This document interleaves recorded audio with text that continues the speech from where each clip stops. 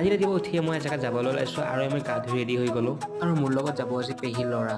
ৰাতিপুৱা যিহেতু ঘৰত চাহ খোৱা হোৱা নাছিল তো বাৰ দোকানত চাহ কাপ খাই দিনটোৰ এনেকৈ আৰম্ভণি কৰিল আৰু এনেকৈ পেহীৰ ল'ৰা আৰু তাৰ লগৰ এজন আহি পালে। যিহেতু আমাৰ এখনে গাড়ী আছিল তো সিহঁত দুজনকে টেম্পুত উঠাই দি বাৰ ল'ৰা আৰু মই যাই পালোঁ আমাৰ গন্তব্যস্থান শ্ৰী শ্ৰী হয়গ্ৰীৱ মাধৱ মন্দিৰ আৰু পুখুৰী পাৰত গৈ গাত পানী ছিটালো আৰু ইয়াৰ কাছকেইটা এবাৰ চুই আমি ফুল তুলসীৰ মালা কিনিব গ'লো আৰু এনেকৈ আমি ধূপ চাকি গোটেইখিনি লৈ ল'লো আৰু এনেকৈ চিৰি বগাই বগাই আমি মন্দিৰ পালোঁ। মন্দিৰত গৈ পাই প্ৰথমে মই ধূপ চাকি জ্বলাই সেৱা জনালো আৰু পেহীৰ ল'ৰাৰ লগৰ কেইজনো একেলগে সেৱা জনালে আৰু সেৱা জনোৱা হোৱাৰ পিছত কপালত তিলক লগাই লৈ আৰু নিলমাই লৈ আমি মন্দিৰৰ চৌহদটো এবাৰ ঘূৰিলো আৰু এই ধুনীয়া পৰিৱেশটোৰ মাজত বহি আমি গোটেইখিনি প্ৰসাদ খালো আৰু বান্দৰটোকো এটা কমলা খাবলৈ দিলো।